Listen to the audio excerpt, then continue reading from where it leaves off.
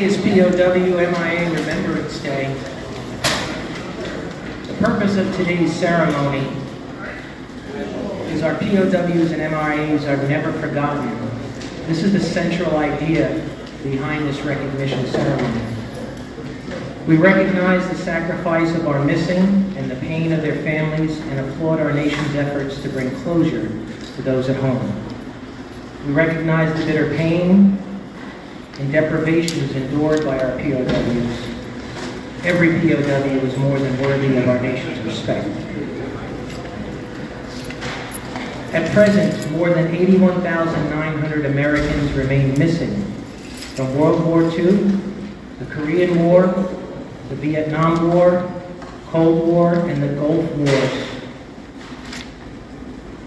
Out of more than 81,900 missing, 75% of the losses are located in the Indo-Pacific region, and over 41,000 of the missing are presumed lost at sea, to include aircraft water losses.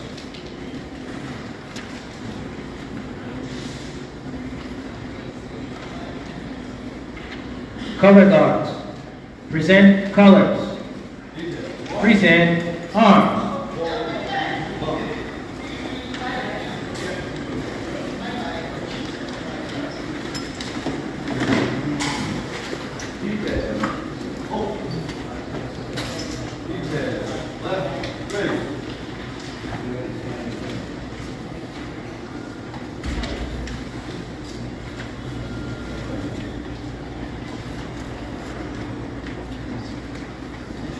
Order, arms. Order, arms.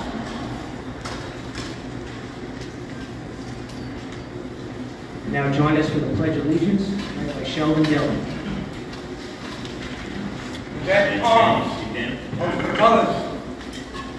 I pledge allegiance to the flag of the United States of America and to the republic for which it stands, one nation, under God, indivisible, with liberty and justice for all.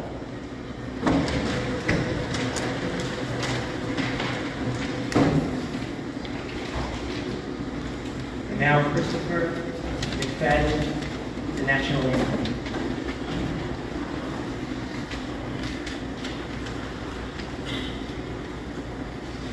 Oh, say, can you see by the dawn's early light what so proudly we hailed, and the twilight's gleaming, whose broad stripes and bright stars through the perilous fight, o'er the ramparts we watched were so gallantly streamed, and the rockies reclaimed of our bursting in air gave proof through the night that our flag was still there. Oh, say does that star-spangled banner yet wave o'er the land of the free and the home of the brave?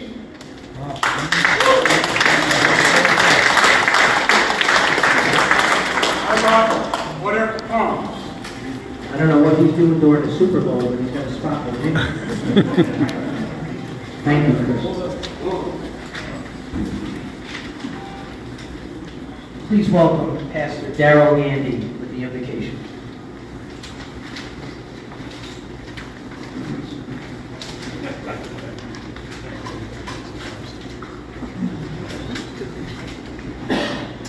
Would you ask everyone how it is? Heavenly Father, today in solemn remembrance of our nation's prisoners of war and those missing in action, we honor their sacrifice, their courage, and their unwavering devotion to duty. The Though some remain unaccounted for, we know they are never forgotten, neither by their families, their comrades, nor by us.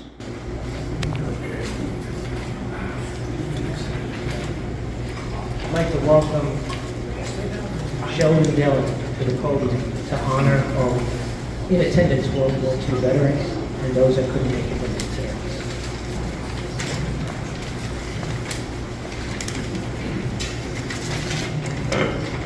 Good afternoon, ladies and gentlemen. I am extremely proud of my military service, and I'm honored to be given this opportunity to introduce service members I hold in higher esteem than myself to the public. Today, we commemorate the identities of those men and women that were or are still missing in action, but not forgotten. Today, we honor those that were captured and lived through their ordeal, as well as those who succumbed to it. And while the moment of opportunity exists, it is my pleasure to remember those of our greatest generation whom the Sullivan County Veterans Service Agency chose to highlight as honorees today. 4 men who happen to be centenarians and survivors of World War II. First, I would like to turn our attention to Mr. Martin Feldman, our guest of honor from last year's ceremony, a POW of Jewish descent who survived 10 months in a German prison camp. Marty turned 100 years old on August 10th.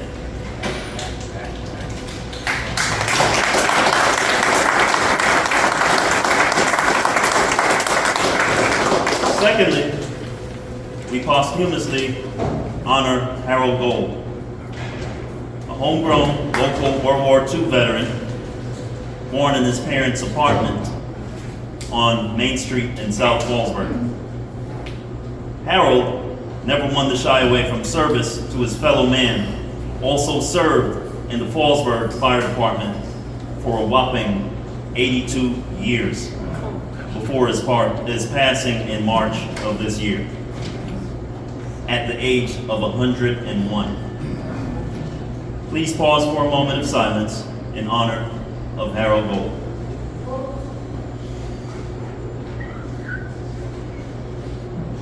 Thank you.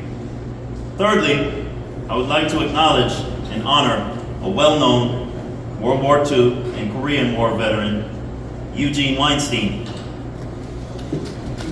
who taught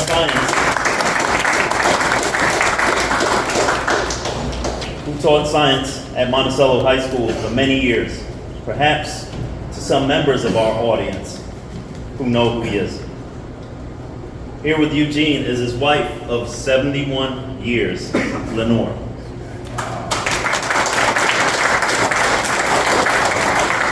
There's a saying among service members, spouses serve too, and she served 71 years. Eugene will be 100 years old on October 3rd.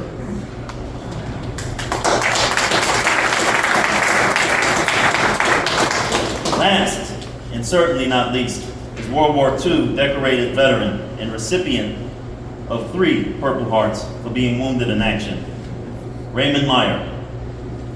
Mr. Meyer is currently 102 years old, turns 103 in October, and is a hometown hero living right here in our very own backyard in Monticello. Unfortunately, he could not attend today, but Mr. Meyer, we honor you wherever you are.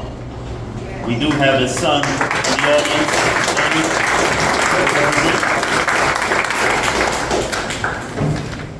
Please give a round of applause to these men of the greatest generation.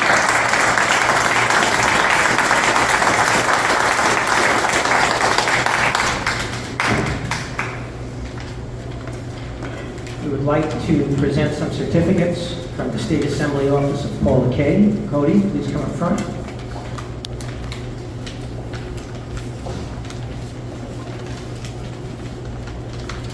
Hi, I'm Cody Vignarante. I'm Paula put in Lincoln here today, but she wanted me to present some certificates from the New York State Assembly to show our gratitude for these fine men who sacrificed so much for us. And so I have New York State Assembly citations for Martin, Eugene, Raymond, and of course Harold and his family to just show our appreciation.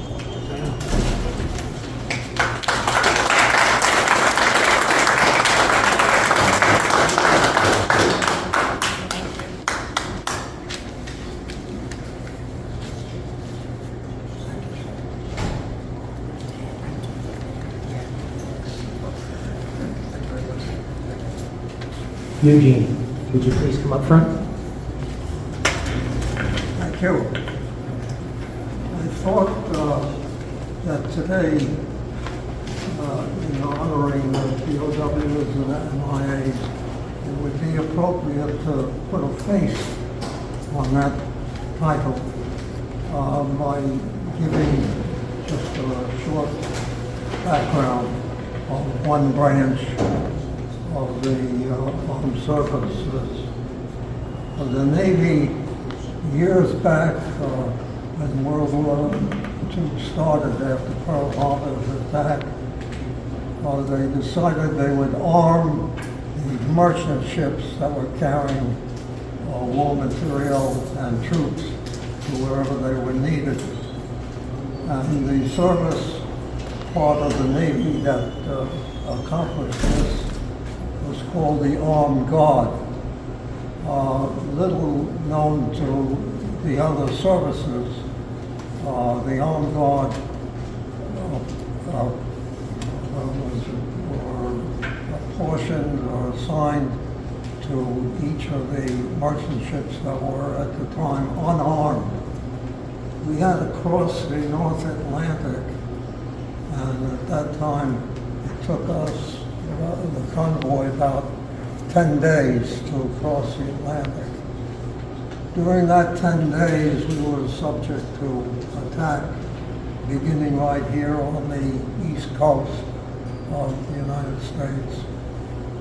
We had to fight off German subs. There were about 300 of them that were deployed in the North Atlantic, and their mission was to sink the ships before they were able to deliver the material.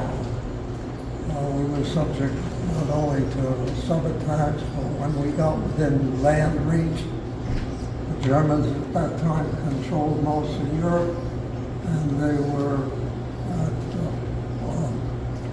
their pick when it came to convoys approaching coastlines. When we approached, for example, Gibraltar, the Straits of Gibraltar, entering the Mediterranean, the ships came through so slowly they were sitting targets.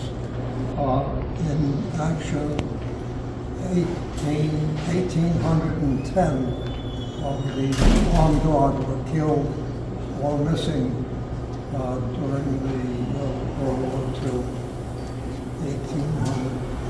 1,683 were definitely killed, 127 were missing, 27 became prisoners. This is when the Germans would attack the convoy, and if a merchant ship was still afloat after having taken a torpedo, they'd come out on deck, and they had a 40-millimeter cannon, which they would use to shoot at the guard. 14 of the 27 that were captured by them were later released, so half of them were done back. And other reports, 1,966 air attacks we suffered during the war years, 1,024 sub-attacks during that same time. And, this was all with regard the armed guard. And we should not forget that the longest battle of World War II, unknown to many, even historians, was the battle of the North Atlantic. We had to maintain the route for these ships to get through so that the troops in Europe, for example, or early on when I first enlisted, we entered the war in North Africa. As a matter of fact, the first trip we made on the merchant ship I had at that time, we brought back 300 Pens or Division German prisoners. And interestingly, we brought them back to the States, and from Boston, they were shipped off to Alaska, where we had a prison camp at that time. They had it pretty good for the rest of the war. And that's about all I wanted to bring up, the fact that the armed guard played a vital part in World War II and suffered quite a bit of loss. Thank you.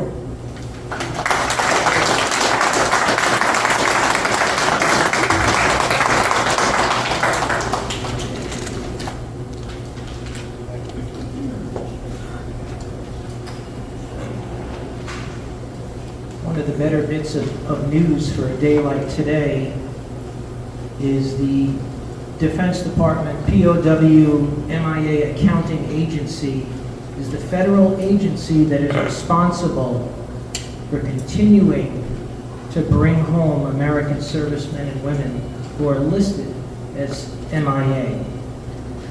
The good news is, from just 12 months ago, from the last time we had this ceremony, 157 soldiers, sailors, and airmen have been identified and brought back home from the World War II theater of operation.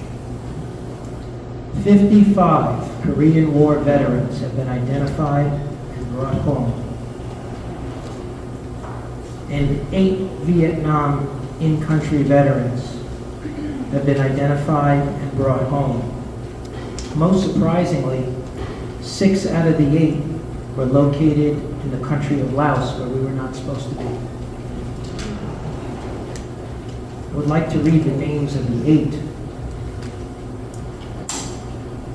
Air Force Master Sergeant James H. Calfee was recovered in Laos, 8/8/2025. Walter A. Renault, Colonel, United States Air Force, recovered in Laos, 6/23/2025. Tech Sergeant, United States Air Force, Henry G. Gish, recovered in Laos, 6/23/2025. Tech Sergeant Willis R. Hall, recovered in Laos, 6/23/2025. Donald Springstetta, Tech Sergeant, U.S. Air Force, recovered in Laos, 6/23/2025. And Master Sergeant Donald P. Gervais, United States Army, recovered 5/16/2025. Naval Captain Thomas E. Shurik, recovered in Federal Republic of Vietnam, 4/23/2025. And Lieutenant Colonel, U.S. Air Force Donald W. Downing, recovered in Vietnam, 12/20/2024, right after our last ceremony. Total numbers of missing remain still at slightly more than 81,900 from all conflicts. There are still 1,566 missing in Vietnam, 7,498 missing in Korea, 126 Cold War veterans missing, 0 missing from Gulf era at this point, and the total overall number from World War II are 72,000 MIA. Now I'd like to introduce our guest speaker, Lieutenant Commander John Little, Commissioner of Health and Human Services, Division of Sullivan County. Thank you, John.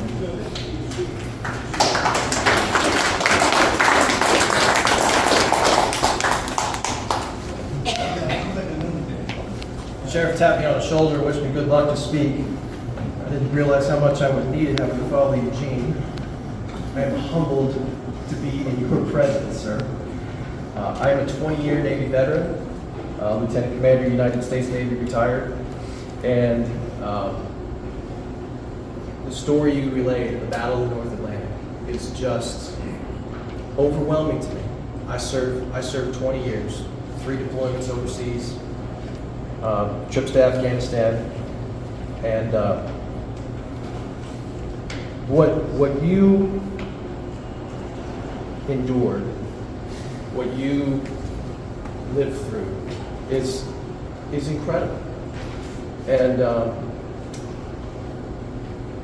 so I have prepared remarks that I'm looking forward to share with you. But I do have to share up front. Number one, thanks for the pat on the shoulder, Sheriff, because I need the look. And as many of the vets will know here, no plan survives first contact with the enemy. And I was fully prepared to wax poetically about Marty and Eugene and Ray Meyer, and Sheldon already took care of that for me. So I won't belabor it, hold everyone here forever. But I do want to single out. Something about our honored guests, and in particular about Harold Gold, because that's what my remarks are kind of about today, as your Social Services Commissioner, as your Health and Human Services Commissioner. Harold came home and continued to serve. He was an 82-year member of the Fallsburg Fire Department. And in my own family, both of my grandfathers served. Mom's dad was a B-25 mechanic in Japan after the occupation, or as part of the occupation. Dad's dad was a infantry captain, EOD qualified, served with Patton through North Africa, Sicily, and Italy. And Pop came back to the States and became a teacher. Sounds familiar, right? Became a teacher, administrator, and even after he retired, he was a Sunday school teacher for at least 3 more decades. The commitment of these gentlemen and ladies who served, but our gentlemen honored guests today, the commitment not just to put your life on the line for your country at that critical moment, but to continue to serve those around you. That's what makes America great. That's why this is a great country. The shared service and shared sacrifice. So, if I could, I'd just like to give one more round of applause to Marty, Gene, and our audience.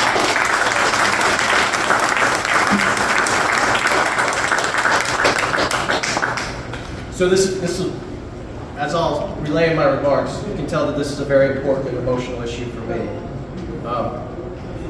When we joined the military, those of us who are younger vets and our more senior vets, we had no idea what lied ahead of us. We simply accepted that it was our duty to serve, protect, possibly even die for our fellow Americans abroad. This is the case virtually everywhere, and the young kids coming in now, drafted or volunteered. We accepted our duty no matter where it would lead us. In some cases, it led us to Stolid Ford, led us to the North Atlantic, led us to the Guadalcanal, Iwo Jima, Vietnam, Laos, where we weren't supposed to be, Afghanistan, Yemen, where I wasn't supposed to be. And so it was for me. My journey that brought me here today as Sullivan County's Commissioner of Health and Human Services, and like Harold, also a local volunteer firefighter, took a series of twists and turns on the way here that I never could have imagined when I entered Annapolis as a skinny kid who had decided that I was going to go and be the next Maverick because I had watched Top Gun one too many times as a kid. When those Maverick dreams met the skinny non-swimmer's reality, I made my first major course change and ultimately graduated from the Naval Academy and trained for a career as a cruiser and destroyer officer. About halfway through my career, I volunteered for an assignment with the operations staff at United States Central Command, which oversaw the wars in Iraq and Afghanistan. I was sent there to be the boat guy on a largely Army and Air Force staff. Should maybe you can understand what it's like to have to serve with the Army from time to time. It's very unfortunate, as Legislature Alvarez knows. But shortly after arriving, I was invited to join the Special Operations and Counterterrorism Branch, where I would specialize in POW and hostage recovery planning. I received this assignment partially because of my education and training as a mission planner, but also because I had recently come from a deployment aboard USS Mason, where I participated in the safe negotiated release of 24 Ukrainian merchant sailors who had been held hostage for months aboard their vessel by Somali pirates. I planned and organized several rescue missions during my time at CENTCOM, but the focus of my tour was on one person, Private Bo Bergdahl. Private Bergdahl spent nearly 5 years in Taliban captivity. His story was the subject of intense national media scrutiny.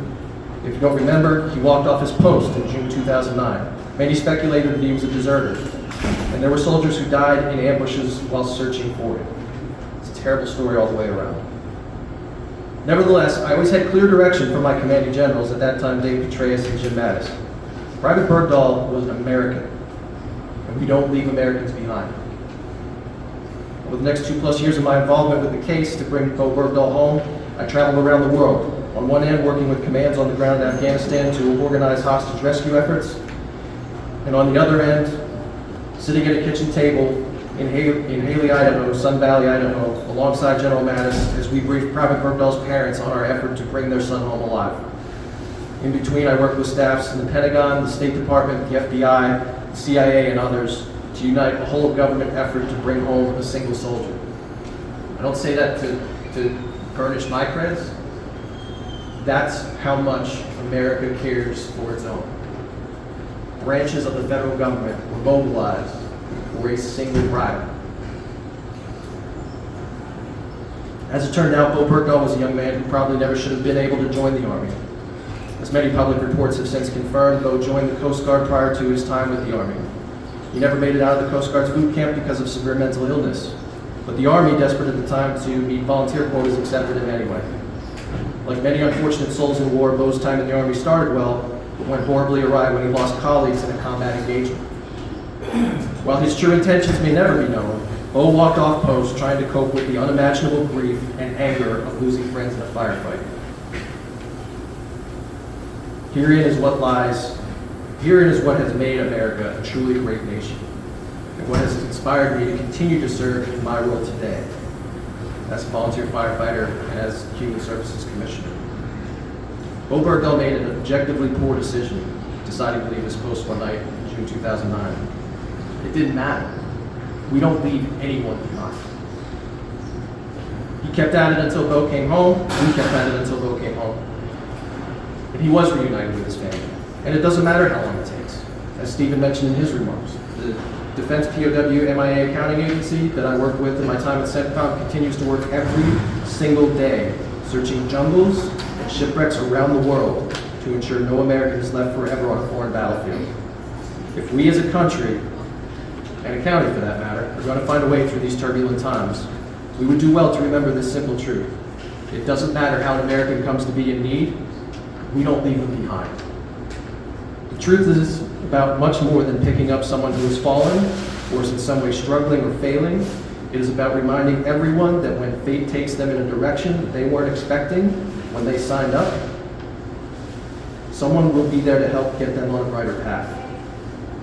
POW MIA Remembrance is not just to mourn the dead and pray for the safe return of those living in captivity.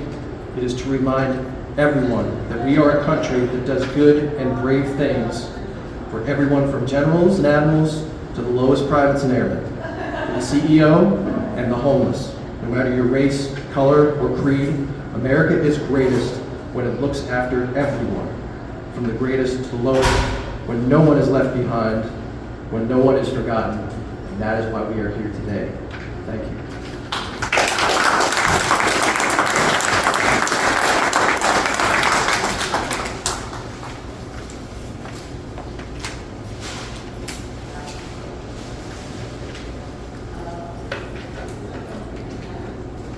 Before we perform the missing man table, I want to expand a little bit on what John had said about the tremendous effort that's put forth.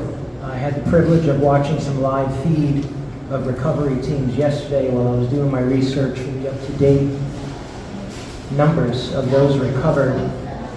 And I watched 5 retired U.S. Special Force operators hanging from rappelling ropes, digging into the side of a mountainside with garden shovels to recover the remains of a pilot. It's an unbelievable task to recover our missing, but it goes on 24 hours a day, 7 days a week, and it's very real. Part of the reason that these efforts are so aggressive is because of the people that are in this lobby with us right now. The veterans groups themselves. We have the honorary commander of the Jewish War Vets, Jesse Graham's Post, Bill Capito, with us. Most of Bill's members are over 100 years old. Their meetings are very interesting. We'll touch on that later. We are also represented by the American Legion, the VFW. We have law enforcement here.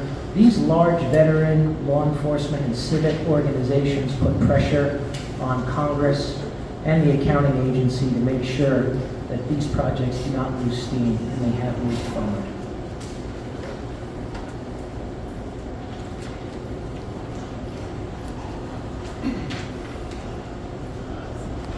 Please welcome our officer, Zach Jones, for the Missing Man Table. As you entered the building today, you may have noticed a small table in a place of honor. It is set for one. The table is our way of symbolizing the fact that members of our profession of arms are missing from our midst. They are commonly called POWs or MIAs. We call them brothers. They are unable to be with us today. We remember them. This table, set for one, is small, symbolizing the frailty of one prisoner alone against his oppressors. Remember. The tablecloth is white, symbolizing the purity of their intentions to respond to their country's call to arms. Remember. The single red rose, displayed in a vase, reminds us of the families and loved ones of our comrades in arms who keep the faith awaiting their return. Remember. The yellow ribbon tied so prominently on the vase is reminiscent of the yellow ribbon worn upon the lapel and breast of thousands who bear witness to their unyielding determination to demand a proper accounting for our missing. Remember. The candle. The candle is lit, symbolizing the upward reach of their unconquerable spirit. Remember. A slice of lemon is on the bread plate to remind us of their bitter fate. Remember. There is salt upon the bread plate, symbolic of the family's tears as they wait. Remember. The glass is inverted. They cannot toast with us today. Remember. The chair. The chair is empty. They are not here. Remember. All of you who served with them and called them comrades, who depended upon their might and aid and relied upon them, for surely they have not forsaken you. Remember. Remember until the day they come home. Remember.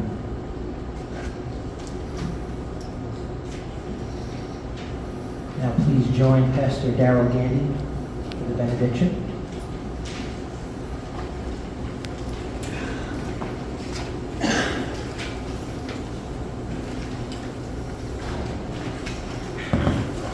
Once again, I'm just going to ask you to bow your heads as we close out this service.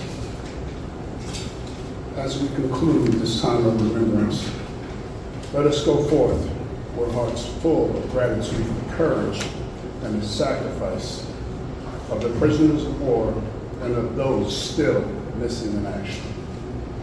May we honor them not only in words, but in the way we live and our steadfast loyalty in the love of our country and in the service of one another. May the families find comfort. May their stories be remembered. And may our nation never rest until all are accounted for. Go now in peace, carrying the light of their legacy, determined never to forget.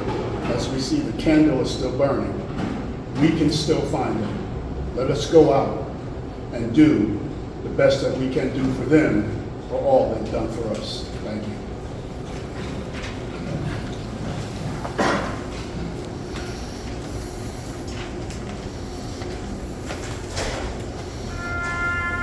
Present arms.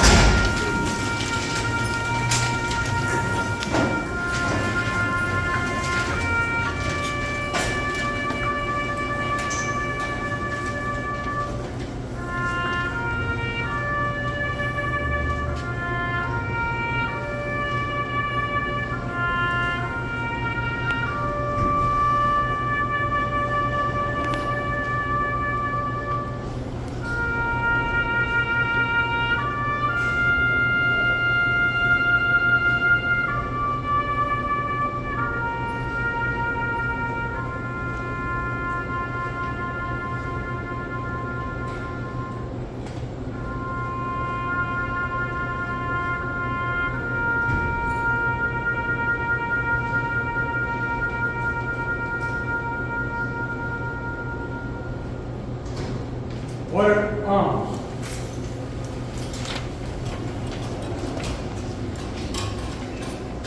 Color guards, retire the colors. Honor guard, military shoot. Honor guard, left, face. Present arms. Forward, march. Left, right.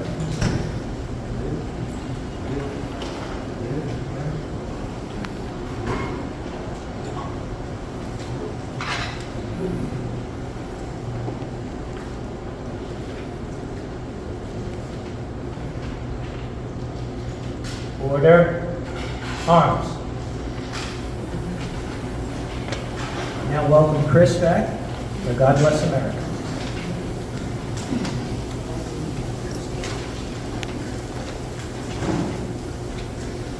God bless America, land that I love. Stand beside her and guide her through the night with light from above, from the mountains to the prairies, to the ocean, white with foam. God bless America, my home, sweet home.